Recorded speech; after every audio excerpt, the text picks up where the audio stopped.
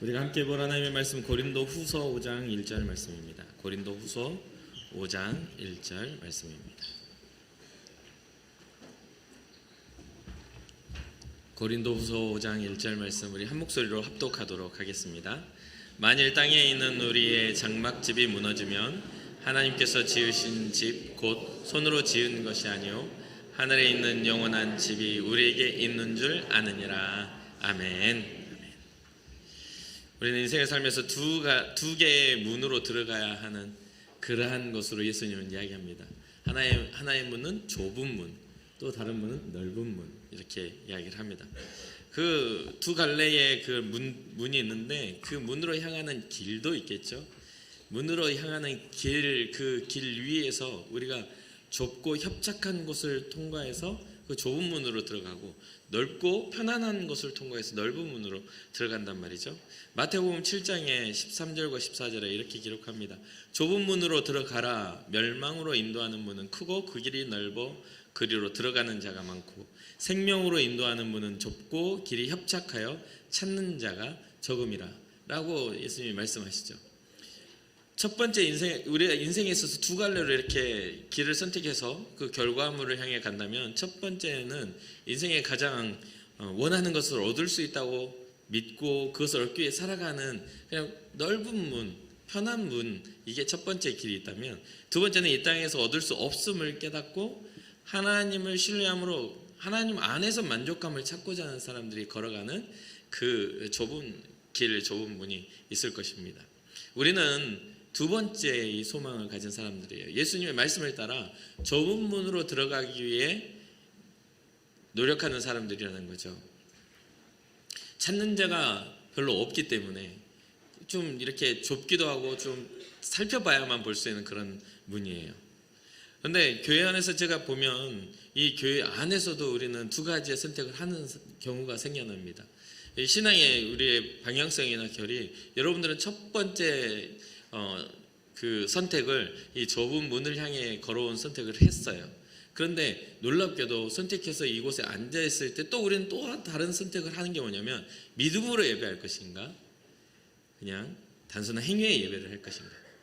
그러니까 하나님 앞에 믿음의 예배를 드릴 것인가 이곳에 있는 것 자체의 의미를 두고 그냥 편안한 예배. 예를 들면 뭐냐면 말씀을 듣고 마음이 찔리고 불편해져서 주의 말씀대로 살아가려는 그런 회개의 마음을 가질 것이냐, 아니 말씀은 들리지 않고 그냥 여기 나와서 예배하는 것, 내가 뭔가 좀 위로를 받고 편안하게 그냥 있다 가는 대접을 받는 그런 신앙생활을 할 것이냐. 우리는 끊임없이 그 안에서 그 가치를 발견해야만 하는 것이죠. 그래서 어떤 장소, 어떤 상황 속에서도 우리는 그 안에서 우리는 어떤 그 상황에 대한 선택을 하는 그런 모습들이 있지 않습니까?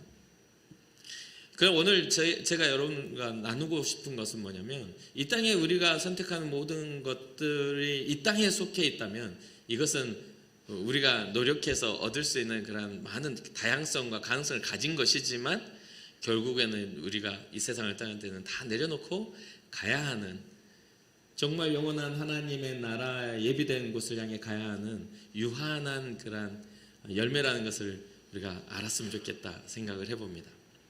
오늘 본문은 땅에 있는 장막의 무너짐을 전제로 해서 땅에 있는 손으로 지은 것들은 언젠간 무너질 수밖에 없는 그러한 한계를 전제로 해서 이 말씀 안에 살아가는 우리에게 교훈을 주는 그런 말씀입니다. 사람들 대부분은 이 첫 번째 제가 말씀드렸던 편하고 쉬운 길, 또 하나님이 예비한 그 나라의 집이 아닌 이 땅의 집을 바라보며 살아가는 경우가 많습니다. 이런 사람들의 소망은 인생을 어떻게 편안하게 잘 살까, 인생을 어떻게 염려와 걱정이 없고 뭔가 다른 사람한테 이렇게 무시당하지 않고 또는 누군가에게 좀 이렇게 꾸어줄지언정 꾸지 않는 인생을 살아볼까, 이런 정도의 수준으로 살겠죠. 그것을 위해서 많은 규칙들을 세웁니다. 원인과 결과라는 그 규칙을 이 인생의 법칙에서 이렇게 세워갑니다. 그리고 이 신앙에도 그 원인과 결과라는 이 넓은 길의 인생의 법칙을 적용해서 편안한 신앙생활, 염려 없는 그런 걱정 없는 신앙생활을 꿈꾸죠. 그래서 이런 사람들의 특징은 나쁘지 않아요. 어떤 것을 하든지 올바로 행하면 된다 생각하고 선행을 보상하시는 도덕적인 하나님에 대한 기대를 갖습니다. 그리고 그러한 것들을 미리 예상을 해놓고 미리 그 결과와 그런 삶의 모습들을 딱 정해놓고 그 틀을 벗어나지 않으려고 하죠. 이것은 굉장히 쉬운 일입니다. 어렵지 않아요. 그렇죠? 큰 과부하를 큰 어떤 대가를 지불하지 않고도 만족할 수 있는 스스로의 만족 안에서 신앙생활을 하면 됩니다. 이러한 방법들은 그보다 더 큰 은혜를 생각하지는 않습니다. 적당하게 편안하게 그런 은혜 거기까지만 생각하죠. 그래서 스스로의 노력의 결과로서 좋은 것을 얻었다고도 생각합니다. 뭔가 일이 있으면 열심히 막 기도했으니까 주셨지, 내가 열심히 했으니까 주셨지라는 그런 판단과 그런 합리화를 시킨다는 거죠. 그래서 신앙생활 자체를 성공의 법칙들을 적용해서 이만큼 하고 이만큼 받는 그러한 일들로 생각을 해요. 근데 성경은 그걸 굉장히 큰 착각이라고 말합니다. 우리가 얻을 수 있는 생명은 우리의 노력으로 얻을 수 있는 게 아니라는 것을 분명하게 가르쳐주고 있는데도 어느샌가 여러분 보세요. 우리의 신앙생활의 모습은 뭔가 노력 후 얻는 뭔가 대가 지불과 대가에 따른 결과를 얻는 그런 것으로 생각하고 있잖아요. 그래서 누군가를 판단하고 어떤 신앙자의 어떤 삶을 판단하고 평가할 때에도 얼마나 열심히 봉사하고 얼마나 많은 시간을 투자하고 얼마나 많은 것들에 대한 것을 했냐라는 공로로 그것을 신앙자의 것들을 평가하려고 듭니다. 성경은 그렇게 우리에게 가르쳐주고 있지 않음에도 불구하고 맞죠?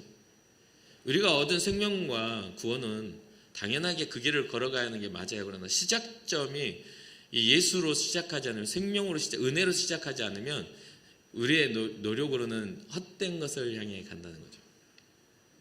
이게 또 두 가지로 갈라지는 거예요. 제가 말씀드리는 이 불편한 진실을 받아들이는 게 좁은 문이고요. 우리가 인지하고 편하게 받아들일 수 있는 넓은, 누구나가 생각할 수 있고 누구나가 합리적으로 할 수 있는 것은 넓은 거예요. 교회가 왜 올바른 방향성을 가지고 가지 못하죠? 십자가는 짊어지는 사람은 없고 십자가의 영광을 바라보는 사람들은 많기 때문이죠. 그러니까 제자들이 누가 오른편에 설 것이냐 왼편에 설 것이냐 주님의 그 고난 앞에서 그런 이야기들을 하고 있는데 주님의 고난 앞에서 다 도망가 버리고 마는 거예요. 불편해지면 다 떠나는 거죠. 그래서 오늘날의 기독교의 위기는 바로 그것입니다. 여러분들의 마음이 상하면 신앙도 사라진다는 거죠. 근데 세상을 살아갈 때 우리는 수 없는 그런 상황 속에 대면하게 되고 우리의 마음은 상했다 회복되고 절망했다 소망 갖게 되고 넘어졌다 일어서는 게 우리의 인생이단 말이에요. 어쨌든 건강하고 젊은 때가 있다면 시간이 지나면 노년의 때가 오고 건강하지 않을 때가 찾아오는 게 인생이에요. 정해진 법칙이에요. 그러면 우리의 상태에 따라 하나님의 구원이 결정되는 걸까요? 우리의 노력을 하나님이 그때마다 평가하시는 건가요? 할 수도 없는 육체가 연약하여 혹시나 육체에 질병이 생겨서 병원에 있고 예배를 드리지 못하고 때로는 어떤 그런 방법들이 없어서 혼자 눈물을 흘리며 그 병실에 누워서 주님을 묵상하며 우는 그 예배는 예배가 아닐까요? 그러니까 이게 본질적인 것이 어디서부터 출발하고 상황과 그런 것들이 맞물려야 되는데 우리는 뭔가 규격품과 같은 신앙을 이렇게 딱 정해놓고 그렇게 되지 않으면 아닌 것처럼 생각하는 경향이 있다는 거죠. 좁은 문은 찾는 사람이 많이 없습니다. 그 좁은 것은 불편해요. 혼자 가는 것도 좁은 길인데 누가 함께 같이 걸어가면 더 불편할 수도 있어요. 조금 일렬로 서가지고 잘 따라와 하고 가야 되는 불편함을 감수해야 될 수도 있습니다. 근데 넓은 문은 마음대로 해도 돼요. 이리 가도 되고 저쪽을 끼웃해도 되고 저리 끼웃해도 되고 그냥 누구나 편하게 갈 수 있는 그런 길입니다. 그리고 많은 사람들이 같이 가니까 그게 하나의 합리성도 부여합니다. 성공의 법칙이 그 안에 보이는 것 같아요. 그 사람들은 잘 사는 것처럼 보여집니다. 그런데 오늘 본문에 뭐라고 합니까? 이 땅에 손으로 지은 장막은 언젠가는 무너진다는 거죠. 언젠가는 의미가 없어진다는 거예요. 그래서 여기에서 두 번째 것을 제시해 주시는데 뭡니까? 이 인생의 목적지 바로 하나님의 장막입니다. 땅에 있는 장막이 무너지면 하늘에 있는 영원한 집이 우리에게 있는 줄 안다라는 거죠. 그렇다고 오해하지 마세요. 우리가 자꾸만 신앙생활을 하면서 여러분들의 우리의 교회 안에 자리 잡고 있는 그것 중 하나가 뭐냐면요, 예수님이 어려운 사람들을 사역하시고 병든 자와 가난한 자의 친구가 되어주시고 여러 가지 그런 예수님의 사역이 있었지만, 이것을 잘못 오해해서 병들고 가난하고 억울하고 소외되고 고아와 가보고 어려운 일을 당해야 은혜라고 생각하는 착각이 있어요. 그걸 우리 교회들이 그렇게 정해놔요. 그래서 여기에서 보면은 예수님이 그들을 만나면서 그 병듦이 건강함으로, 그렇죠? 소외됨이 하나님 앞에 자녀됨으로, 회복을 주님이 다 시키셨는데도 그 주님의 풍성함을 회복하셔서 그 존귀함으로 회복하였는데도 우리는 어느 때를 보냐면 눈먼 바디메오나, 그죠? 안진뱅이나 눈먼 자나 가난한 자나 이런 데에 딱 꽂혀가지고 그것이 전부인 줄 알아요. 그러면 예수님이 사역할 때 삭개오는 아닌 건가요? 그는 부자였잖아요. 무엇에 변하냐면 삶의 가치의 변화, 방향성의 변화가 일어나는 겁니다. 그 부를 어떻게 사용할 것이냐, 가진 것을 어떻게 할 것이냐, 그 의미를 어떻게 할 것이냐에 대한 변화가 일어난 거란 말이에요. 많은 부를 가지고 있었지만 그것을 활용하지 못했던 것들을 회복하고, 그 비루하고 연약한 것들도 다시 회복하셔서 살 수 있는 길을 열어주시고, 보지 못했던 자가 볼 수 있게 돼서 세상을 다시 바라보게 만드는, 하나님의 세상을 보게 만드는 그런 회복과 풍요로움이 이루어진 거란 말이에요. 그럼 여러분, 우리는 교회는 어떻게 해야 돼요? 아픈 자가 와서 회복돼야 하고, 연약한 자들이 강건해져야 하고, 이것 돼야 돼요. 근데 우리의 시선은 계속 아픈 상태로, 억울한 상태로, 회복되지 못한 상태가 당연한 것인 것처럼 생각을 해요. 그러니 어떻게 돼요? 삶의 변화가 일어나지 못하는 거죠. 바울은 지금 편지를 받는 성도들과 지금 우리에게 이 영적 비밀을 이야기해주고 있습니다. 이 세상의 장막을 벗어버리기 위함이 아니라 그 위에 덧입으라고요. 이 세상에 우리의 사는 장막이 의미 없다는 이야기가 아니라, 우리가 있는 이것이 아무런 무소용한다는 이야기 아니라 그 위에 덧입혀지라고 4절에 이야기해요. 참으로 이 장막에 있는 우리가 짐진 것 같이 탄식하는 것은 벗고자 함이 아니요, 이게 장막을 그냥 훌훌 털어버리고자 하는 회의로운 자가 되고자 함이 아니요, 죽을 것이 생명에, 이 의미 없는 것지만 이 생명에 삼킨 바 되어 그 의미를 다시 발견하게 하는 것이다. 우리의 이 땅을 살아가는 우리 육신의 일들이, 이 육신의 일을 다 벗어버렸을 때 생명의 일을 바라볼 수 있도록 우리의 근본적인 것을 변화시키는 그런 은혜를 얻게 하게 하시는 것이다. 그러니까 여러분, 세상을 살면 더 잘되고 더 잘 사시되 주의 영광을 위해 더 잘되기를 주님의 이름으로 축복합니다. 그래서 여러분들의 삶의 회복이 간증이 돼야죠.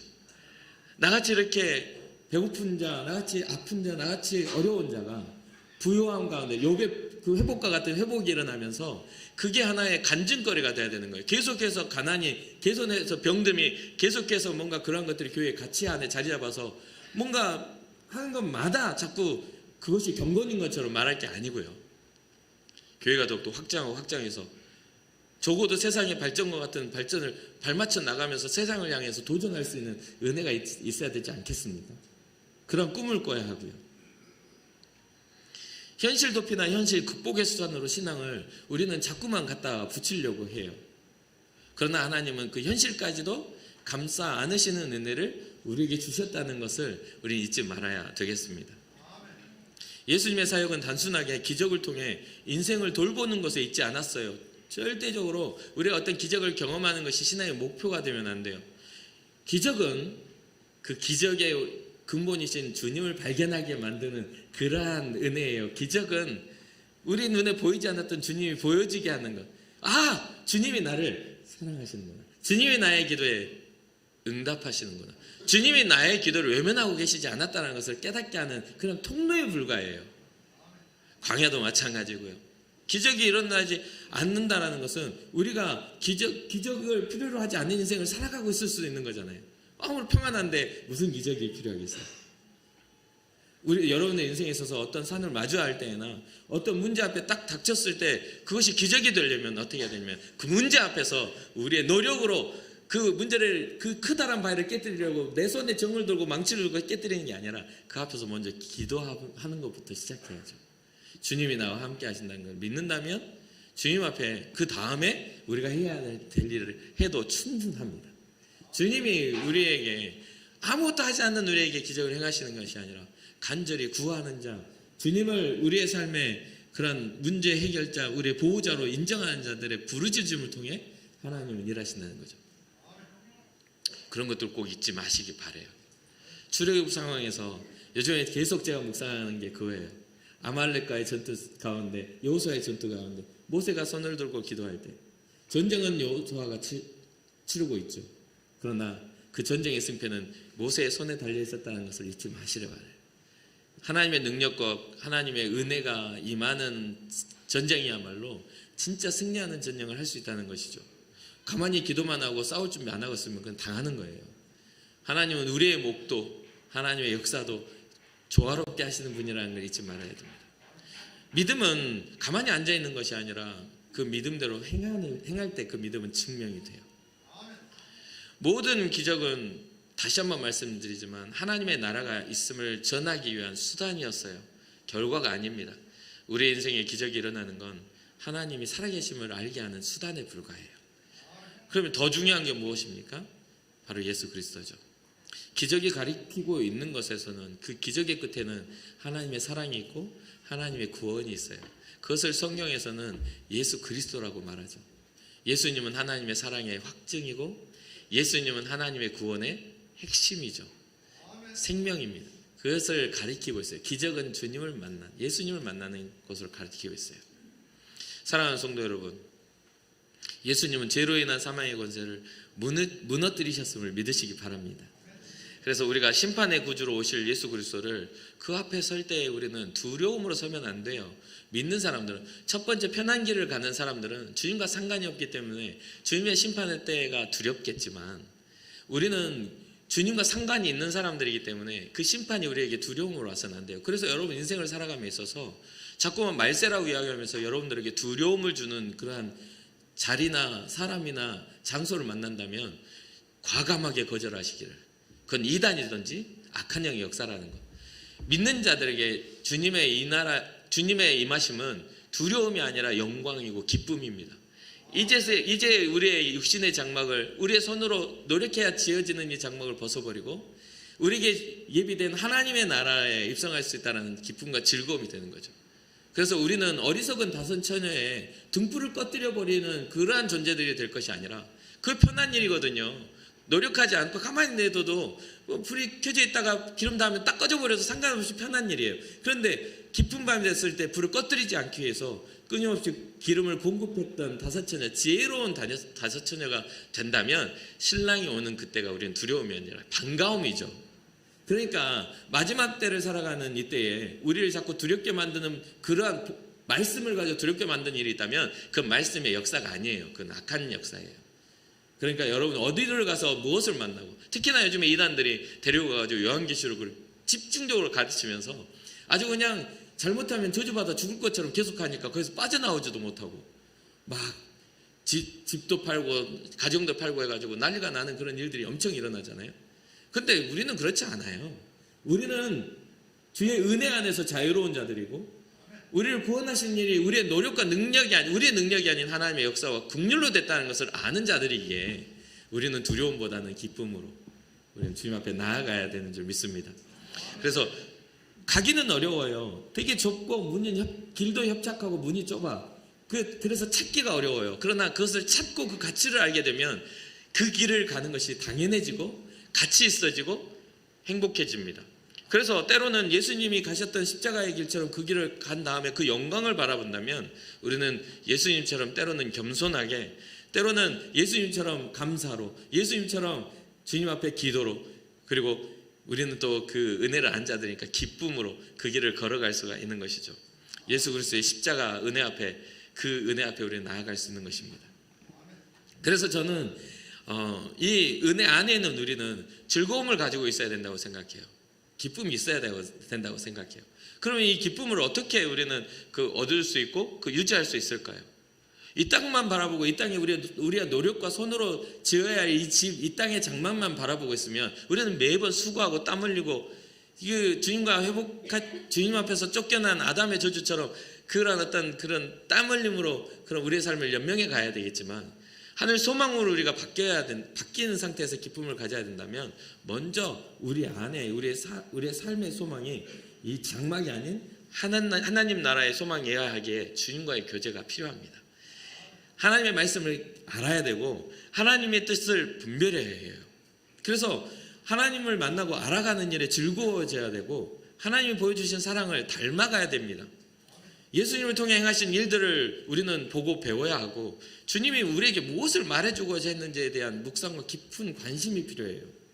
그분처럼 예수님처럼 되고자 하는 그런 소망을 가지고 살아갈 때 우리는 참 즐거움을, 참 기쁨을 소유할 수 있는 것이죠. 여러분, 잘 한번 보세요. 잘 한번 보세요. 지난번에 제가 한번 이야기했지만 화난 사람 얼굴 가서 거울을 딱 보면요, 그거는 매력적이지 않아요. 막 승질이 나가지고 눈이 붉어지고 막 내 마음에 격동이 일어나서 누군가를 미워하고 막 이런 얼굴을 딱 보면 이게 행복한 얼굴도 아니고 그 좋은 얼굴이 아니에요. 그래서 가끔은 여기선 제가 그런 걸 잘 보지 못하지만 예전에 어떤 교회에서 보면요, 그 사람은 들어올 때부터 기분 좋은지 아닌지 잘 알아. 기분이 안 좋은 날은요, 별거 없는데 눈이 뚱뚱 부어 있어. 이렇게 띵 부어가지고 이렇게 와요. 그러면 오늘은 기분이 안 좋은가 보다 하고 제가 되게 조심해. 근데 기분 좋은 날은 눈빛부터가 반짝반짝해서 뭔가 기분 좋은 느낌이 들어요. 그러면 가가지고 오늘은 뭐 하면서 이야기도 걸어보고 막 그래.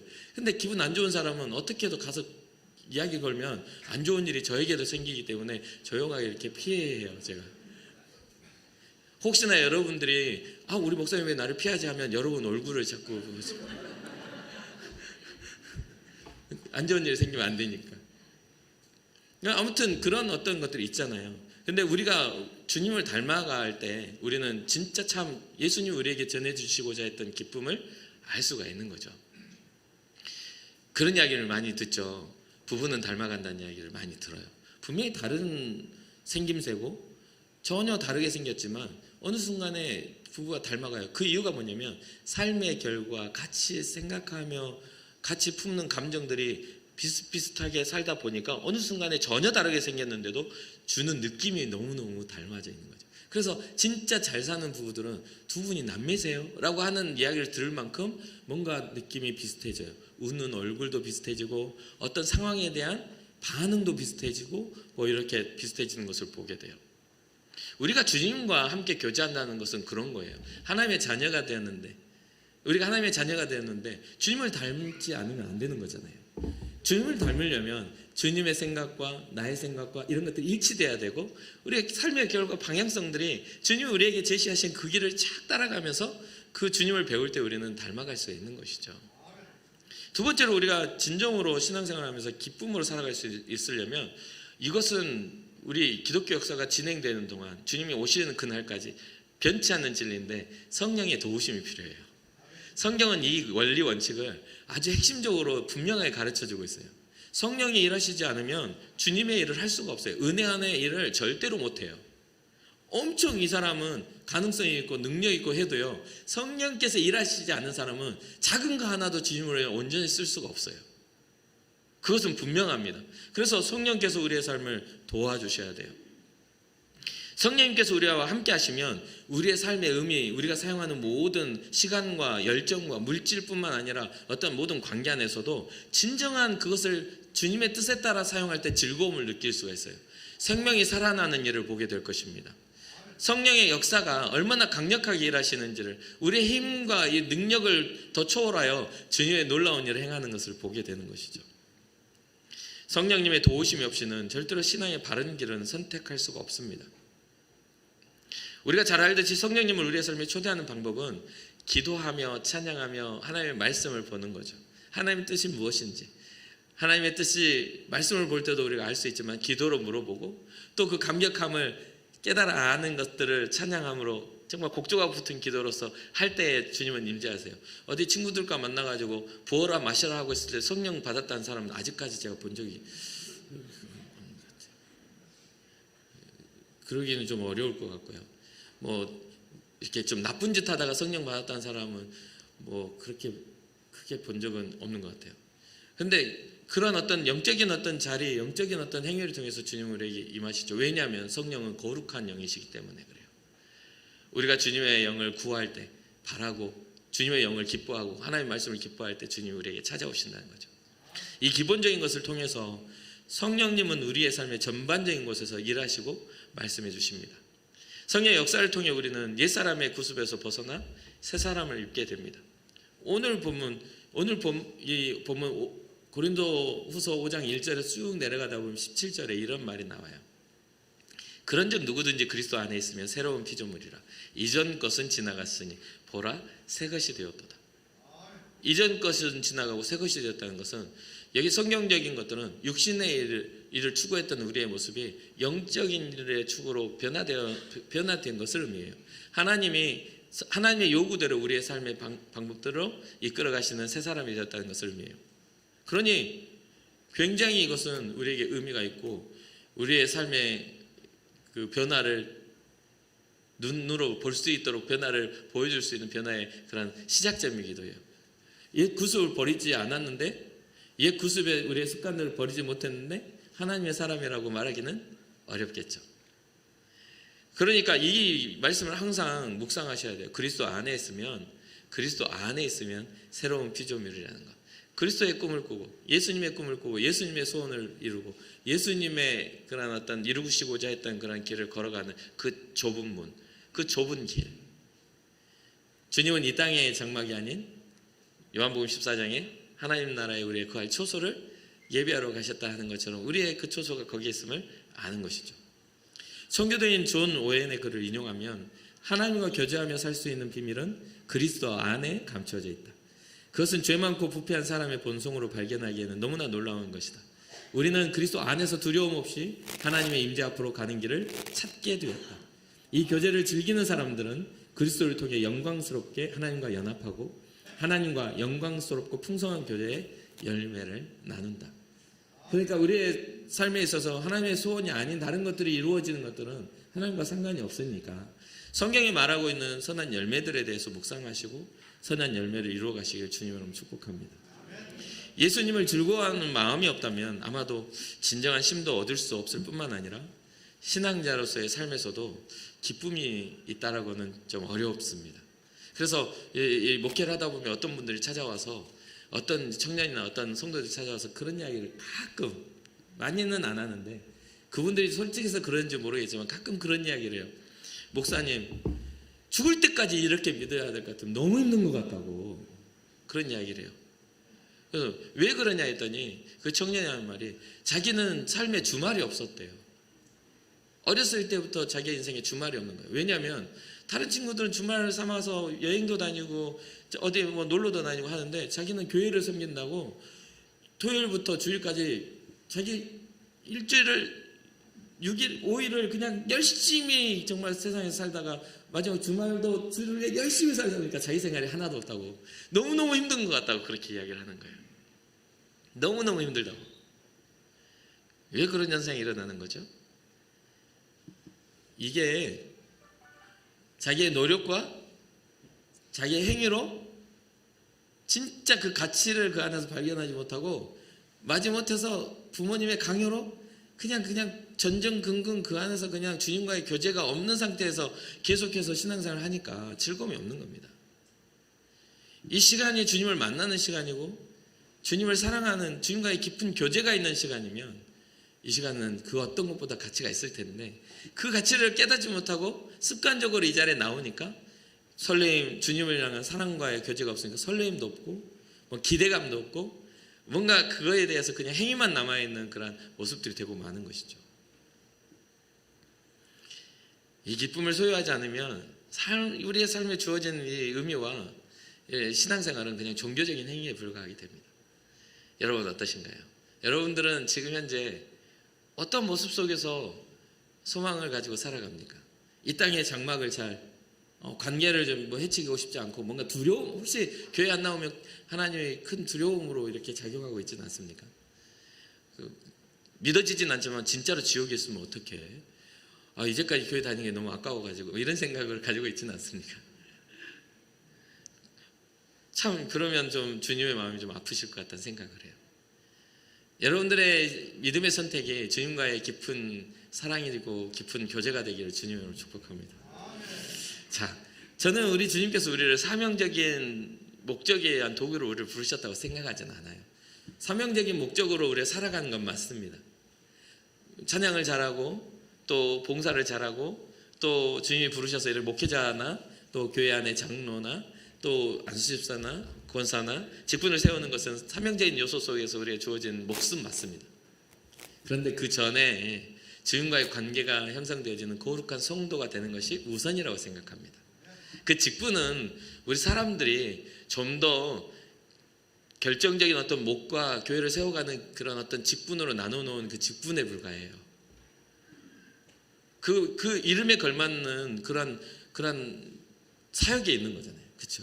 그러한 것들을 맡아서 교회를 더욱더 든든하게 또 조직적으로 전략적으로 세상의 복음을 전하기 위한 그런 몫이에요. 그러니까 처음 이 12사도들의 그런 사역 속에서 집사 7명을 세울 때 어떻게 세워요? 전도와 구제하는 것에 사도들이 했던 것들을 대신해서 할 수 있는 사람들을 세운 거잖아요. 그리고 기도와 말씀 전하는 일에 전념하게 하기 위해서 그런 부분들에서 목소리를 나눠가지고 이렇게 했어요. 직분은 그런 정도예요. 그런데 그거 이전에 뭐가 되냐면 거룩한 하나님의 백성, 하나님의 자녀가 되었느냐가 중요해요. 그래서 사랑하는 성도 여러분, 우리가 소망을 하늘에 두려고 한다면 이 땅의 장막이 끝날 때 우리 망하는 게 아니라고 말씀드렸죠. 망하는 것을 배경이 아니라 주님의 때의 마지막 그 주님 오시는 그날에 이 땅에 우리가 왔던 그 모습 그대로 주님 앞에 나아갈 때에 하나님의 나라가 있음을 이렇게 우리에게 가르쳐 줄 때 주님 우리를 어떻게 부르냐면 자녀로 부르신다 이 말이에요.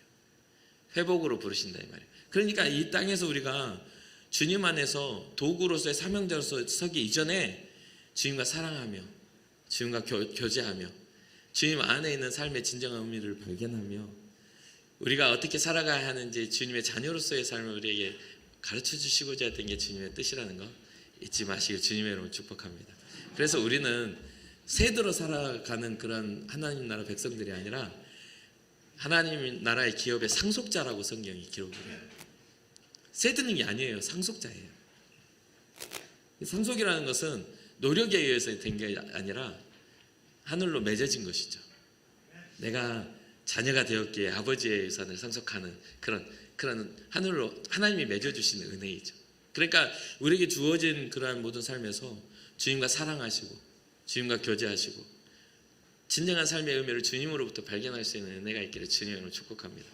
나머지는 우리의 살아갈 삶의 도구에 불과해요. 좀 많으면 편안하고 좀 적으면 불편한 정도 수준이겠죠.